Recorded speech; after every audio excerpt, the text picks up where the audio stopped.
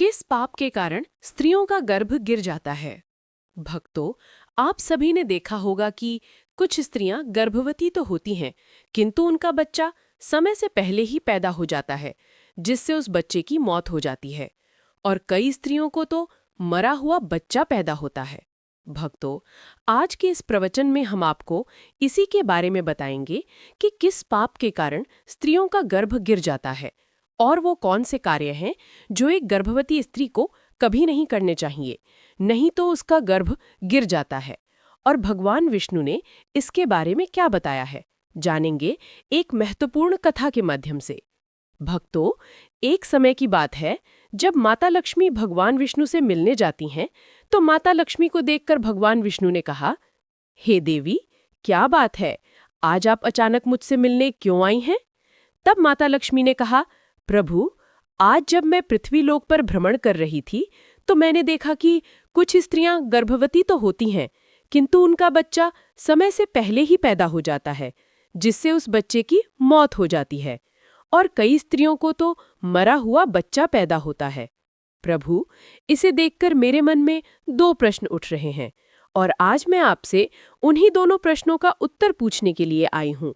तो भगवान विष्णु ने कहा, हे देवी, तुम्हारे मन में जो भी प्रश्न है मुझे निश्चिंत होकर बताओ, मैं तुम्हारे दोनों प्रश्नों के उत्तर अवश्य ही दूंगा। तो माता लक्ष्मी ने कहा, प्रभु, मेरा पहला प्रश्न यह है कि किस पाप के कारण स्त्रियों का गर्भ गिर जाता है और उस स्त्री के बच्चे की मृत्यु हो जाती है। और मेरा दूसरा प्रश्न यह है कि कौन सी स्त्री के भाग्य में पुत्र की प्राप्ति नहीं होती है और वो पूरा जीवन निसंतान रहती है। तो भगवान विष्णु मुस्कुराते हुए बोले, हे देवी, आज आपने इन प्रश्नों का उत्तर पूछकर संपूर्ण मानव जाति का कल्याण कर दिया है, किंतु इस प्रश्नों का उत्तर मैं आपको एक कथा के माध्यम से दूंगा और इस कथा को सभी स्त्रियों तथा सभी पुरुषों को अवश्य ही सुनना चाहिए, क्योंकि इस कथा को सुनकर आपको पता चल जाएगा कि किस श्राप के कारण स्त्रियों का गर्भ गिर जाता है तथा वो कौन सी स्त्री है जिसके भाग्य में पुत्र की प्राप्ति नहीं होती है और पुत्र की प्राप्ति के लिए उसे क्या करना चाहिए। तो माता लक्ष्मी ने भगवान विष्णु से कहा, आप कथा सुनाइए प्रभु, मैं कथा को पूरा मन लगाकर अंत तक सुनूंगी। तो कथा को सुनाते हुए भगवान विष्णु ने कहा, एक समय की बात है जब एक नगर में एक बहुत अधिक धनवान सेठ रहता था। वो इतना अधिक धनवान था कि उसके घर में किसी चीज की कोई कमी नहीं थी। उस सेठ की एक पुत्री थी जिसका नाम रूपवती था। रूपवती विवाह करने की योग्य हो गई थी।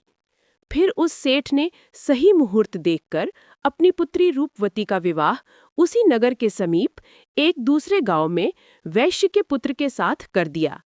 फिर विवाह के बाद सेठ की पुत्री रूपवती अपने पति के घर में रहने लगती है।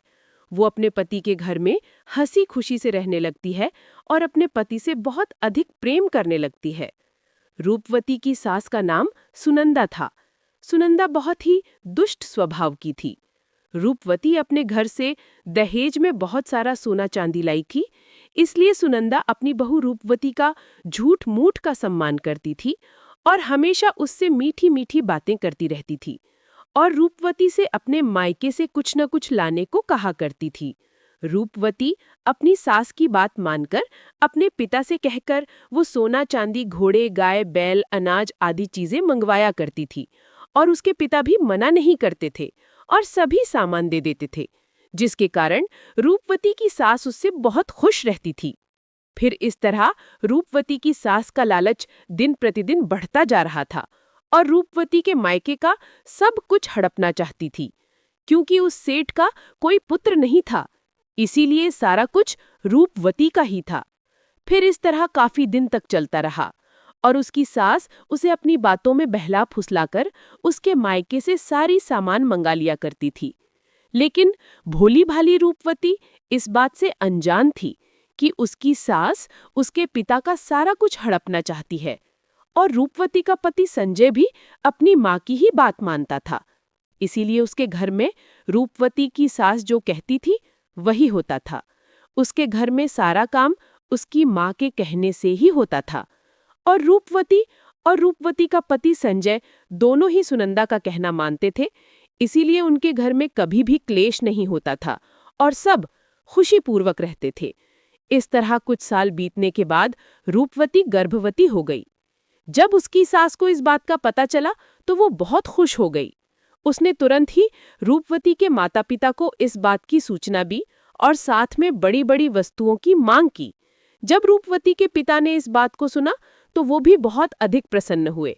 फिर अगले ही दिन वो मिठाई तथा सोने के कंगन और सोने की माला लेकर रूपवती के ससुराल पहुंच गए। रूपवती अपने पिता को देखकर बहुत खुश हुई। फिर कुछ समय रूपवती के ससुराल में रुककर उसके पिता अपने घर लौट आए। फिर काफी दिनों तक रूपवती का गर्भ बढ़ता गया और रूपवती की सास उसका बहुत अच्छी तरह से ख्याल रखने लगी तथा उसे समय समय पर फल फूल खिलाती रहती थी और घर का सारा काम खुद करती थी। रूपवती को कोई भी काम नहीं करने देती थी, इसलिए रूपवती पूरा दिन घर पर आराम करती थी। फिर इस तरह कुछ दिन और बीत गए और एक दिन अचानक ही रूपवती का गर्भ गिर गया, जिससे रूपवती की सास बहुत क्रोधित हो गई और फिर रूपवती को ताना मारते हुए कहने लगी, अरे पापिनी स्त्री, तूने अपने जीवन में ऐसा कौन सा पाप किया है जिसके कारण जन्म लेने से पहले ही तुम्हारा बच्चा मर गया? पता नहीं क्यों मेरे पुत्र ने तुझ जैसे पापी स्त्री से विवाह कर लिया था। मेरे पुत्र का तो जीवन ही नष्ट हो गया। अपनी सास की बात सुनकर रूपवती बहुत दुखी होकर कहने लगी, सासू माँ, इसमें मेरा क्या दोष है? मैंने अपने जीवन में कोई पाप नहीं किया है, फिर भी पता नहीं क्यों मेरे साथ ऐसा हो रहा है। तब उसकी सास कहने लगी, अरे दुष्ट स्त्री, तूने जरूर अपने जीवन में घोर पाप किया है, इसीलिए तेरा गर्भ गिर गया था। फिर कथा को आगे बताते हुए भगवान विष्णु माता लक्ष्मी से कहते हैं, हे देवी, अब कथा को बहुत ध्यान से सुनना, क्योंकि यहीं से आपको पता चलेगा कि किस पाप के कारण स्त्री का गर्भ गिर जाता है। तो माता लक्ष्मी ने कहा, ठीक है। फिर उसी के बाद से रूपवती की सास उसे हमेशा ताने मारने लगी और घर का सारा काम भी उसी से कराती थी और खुद कोई काम नहीं करती थी। रूपवती की सास उससे इतना काम कराती थी कि रूपवती को अब सही से खाना खाने का भी समय नहीं मिलता था और जब सब लोग भोजन कर लेते थे उसके बाद ही वो भोजन करती थी। वो अपने सास के सामने आने से भी डरने लगी। फिर इस तरह कुछ महीने और बीत जाने के बाद रूपवती दोबारा से गर्भवती हो गई, जिससे उसका पति बहुत प्रसन्न हुआ, लेकिन उसकी सास अभी तक उससे गुस्सा थी।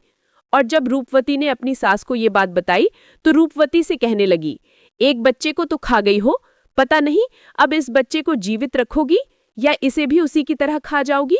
मुझे तो तुझ पर जरा सा भी भरोसा नहीं है, क्योंकि मुझे तो लगता है कि तूने अपने जीवन में जरूर कोई घोर पाप किया है, इसीलिए तेरा पहले वाला गर्भ गिर गया था। अपनी सास की ये बात सुनकर रूपवती कुछ नहीं बोली और चुपचाप खड़ी रही। फिर धीरे धीरे रूपवती का गर्भ बढ़ता गया और गर्भवती होते हुए भी वो घर का सारा काम करती थी, लेकिन फिर भी उसकी सास को उस पर जरा सा भी दया नहीं आती थी। फिर इस तरह करते करते अब रूपवती के गर्भ को 9 महीने पूरे हो गए। अब बच्चे के जन्म होने का समय बिल्कुल नजदीक आ गया था।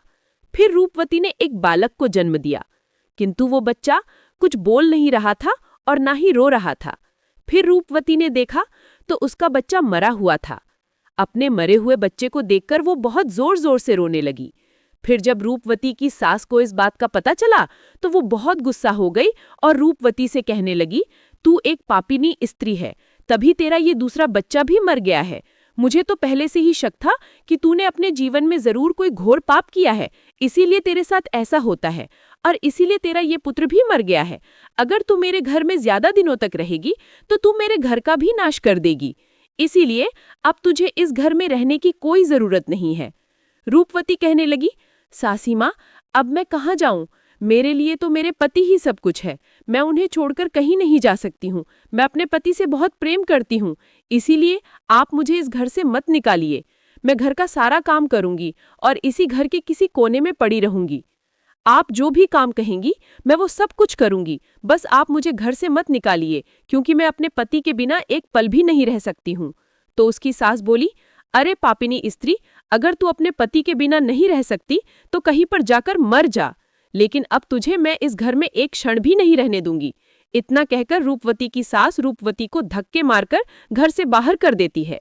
फिर रूपवती घर के बाहर बैठी रहती है, लेकिन उसकी सास ने घर का दरवाजा नहीं खोला। फिर वो घर के बाहर बैठकर अपने मन में सोचने लगी, अब मुझे यहाँ से अपने मायके ही जाना पड़ेगा। फिर इतना सोचकर वो अपने मायके चल देती है। तभी रास्ते में एक जंगल पड़ता है, तो वो जंगल में रास्ते से अपने मायके जा ही रही थी, तभी बारिश होने लगती है, तो वो एक पेड़ के नीचे बैठ जाती है। तभी वहां से एक साधु महाराज जा रहे थे, तो उन्होंने रूपवती को पेड़ के नीचे बैठा देखकर उससे पूछा, हे पुत्री, तुम कौन हो और यहाँ इस जंगल में अकेले क्या कर रही हो? रूपवती ने साधु महाराज से कहा, हे साधु महाराज, मैं एक बहुत धनवान सेठ की पुत्री हूँ और मेरा विवाह एक वैश्य से हुआ है और मुझे अभी तक पुत्र की प्राप्ति नहीं हुई है। मैं एक बार गर्भवती हुई थी तो मेरा गर्भ गिर गया था, और जब मैं दोबारा गर्भवती हुई तो मेरा बच्चा पैदा होते ही मर गया था। इसीलिए मेरी सास ने मुझे घर से निकाल दिया है। इसीलिए अब मैं इस जंगल में इधर उधर भटक रही हूँ। हे मुनिवर, कृपा करके आप ही कुछ उपाय बताइए जिससे मुझे पुत्र की प्राप्ति हो जाए। तो साधु महाराज ने कहा, तुम चिंता मत करो, मैं पुत्र प्राप्ति का उपाय बताता हूँ।